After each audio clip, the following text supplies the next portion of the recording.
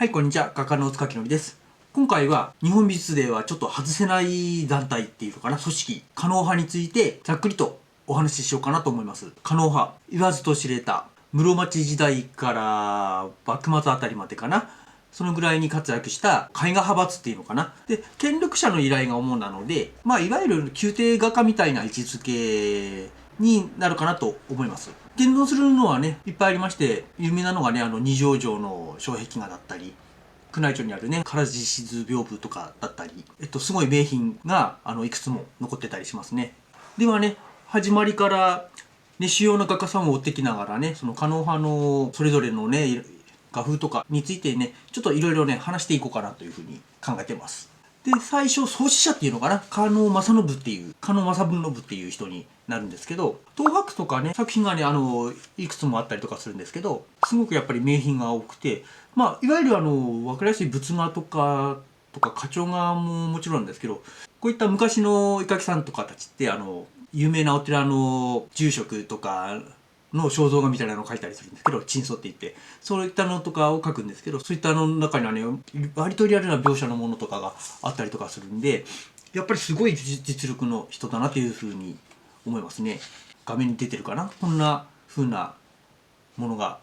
あったりとかします。で、2代目の狩野元信さん。正信は金によるね、きらびやかな障壁画のイメージってあんまりないんですけど、元信あたりから割と紺碧障壁画っていうのかな、それがちらほらと目立ってきますね。で、多分ここら辺からね、やっぱり権力者に気に入られ出すんじゃないかなというふうに感じますね。戦国武将とかが好きな人とかは、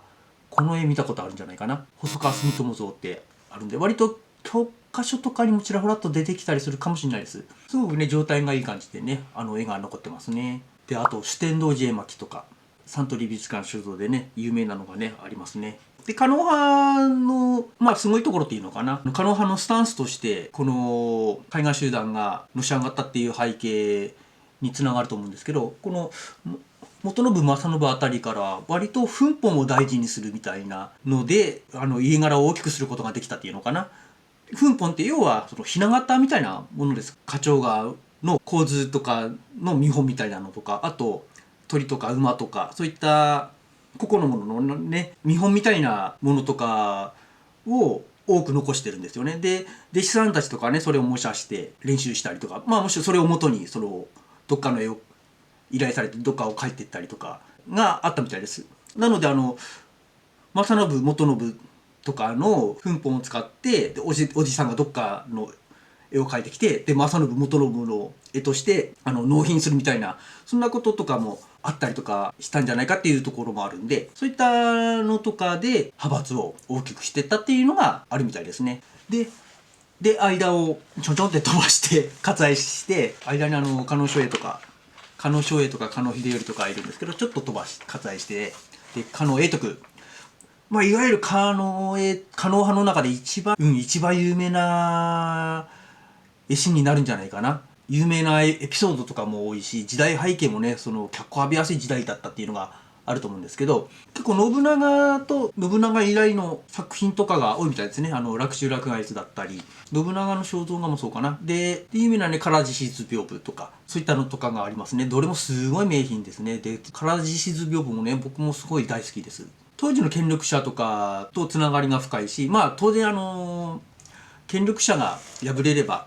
亡くなってしまう作品とかもあったりとかするんで、本来はね安土城とかのね障壁画も依頼されてて、当然安土城は炎上してしまって亡くなってしまって、その際にねこの永徳の絵もなくなってしまったってことなんですけど、本当そういった運命ちょっと悲しい運命があったりとかしますね。さっき言った唐獅子図屏風も屏風っていう割にはちょっとサイズ感がね違うんですよ。ちょっと全然大きい作品なんですよね。で一説によると秀吉の時代楽とかのどっかにあったんじゃないかとか、そういった話とかもありますね。でそういった話もねすごく面白いですね。秀吉もねいわゆる大阪城だったりとかね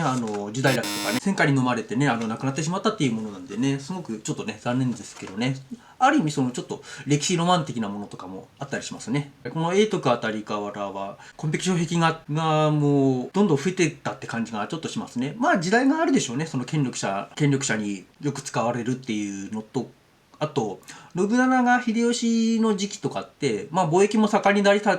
したっていうのがあって、時代的にちょっとバブルみたいなところがあったっていう話もありますからね、これの歴史背景も考えてるね、ちょっとね面白いかなと思います。で、永徳でもうちょっと話したいっていうかな、もうちょっとエピソードがあるっていうのがあるんですけど、外せないのがもう長谷川東博の存在ですね。長谷川東博とこの狩野永徳がもう同じ世代っていうのがもう本当、なんていうのかな、歴史好きの人からするとロマンがあるじゃないけど、どちらもすごい実力者で、もうしのぎを削って業界を引っ張ったっていうところがありますからね。家としてはね、長谷川東博の息子が割と急死してしまったんで、狩野派の方がね、長く続く家柄にはなったみたいですけどね、東博の絵とかすごくいいし、早く亡くなったっていう息子の急増の絵もむちゃくちゃいいですからね。確か智釈院かな、智釈院の戒列桜図って東博とその急増の絵があるんですけど、もう2つとも素晴らしい絵だったりとかするんで、もう本当この時代をしのぎを削った絵描きたちっていうのがもうきらびやかに伝わるんでね、見ることができるのはすごくね嬉しい話かなと思います。また間少しちょっと飛ばしてで江戸時代に入って今度狩野太夫ですね。正直永徳以降まあ永徳がすごすぎたっていうのがあるんですけど、あんまりちょっとパッとしない。結局その永徳とかの模倣感が強いっていうのかな。なのであんまりその狩野派もちろんすごくいい絵をどんどん描いてるんですけど、いまいちそのインパクトに描けるっていうのがねあるかなっていう感じはするんですけど、江戸時代に入ってその太夫が出てきて、太夫がね狩野派ってやっぱすごいっていう感じの存在になるかな。有名なのが名古屋城とかの絵を携わってたりとかしたみたいですね。でまああとね戸枠とかいろんなところにね絵があるかなと思います。で太夫以降をあんまりインパクトが強いような作家は生まれないかな。もちろんコンスタントにねいい絵を制作していく集団なんで、ずっと第一線で活躍していく感じなんですけど、強烈な個性みたいなのとかはやっぱりねなかなか生まれなかったかなと思います。でここでねちょっと時代をちょっと遡って、京都に残った狩野派っていうのかな。太夫とか江戸幕府徳川家にがっつりついてったいわゆる狩野派と、あと京都にねにもいわゆる狩野派の系列が残ってくるんですけど、その中で永徳と大体ね似たような時期なんですけど、狩野三楽っていうのと、あと狩野三節かな、この京都側にいるやつで、この2人とかの絵がすごくその狩野派の中ではかなり強烈な個性で僕大好きなんですけどね。狩野三楽ちょっと画面とかにもねできたら絵出そうかなと思うんですけどね。での次に出てくるのが三節ってなるんですけど、特にこの三節っていうのはなかなか個性が強烈っていうのかな。この三節のねこのローバイズ襖とかってすごくインパクト強い絵だと思います。でこれ日本にあるのかなと思いきや、これね残念ながらね日本にないんですよ。アメリカのメトロポリタン美術館にあって、でメトロポリタン美術館も割とその和室とかを再現した中にこの襖絵飾ってくれてて、すごく理解が深い飾り方してくれてるんですけど、これね実物とかね是非ねちょっと見たいなと常々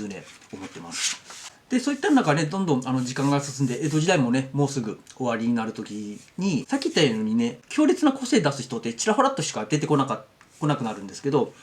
でまあ幕末あたりになると他のね油絵が入ってきたりとかいろいろとかするんで、幕府がなくなったら狩野派もどうなるなっていう状態にもつながるんで、派閥としてはね危ういっていうことではなってくるんですけど、幕末あたりに活躍した画家さんってやると、まあ、いわゆるね狩野法外とかってなるかな。一応狩野の名を冠してるんで、狩野派といっても徳川家だけじゃなくていろいろ文家っていうのかな、狩野派の画塾っていうのかな、そういったのってもうところどころできるんですよ。なので、意外とね有名な画家さんで意外と狩野派がルーツな人とかっていたりします。カーナビ行祭とかも狩野派のね画塾で学んだ時期もあったりしますし、さっき言ったね狩野法外とか橋本画法もね狩野派の画塾勝川院っていう狩野派の画塾で学んでたりとかしますんでね、結構ね意外と狩野派は幅広くなっていくっていうのかな。まあ当然なんですけどね、その技術を持ってる人たちがどんどん増えていくわけなんで、いろんなところにねのれんわけじゃないけどそういったものとかができてくるかなっていうところはあります。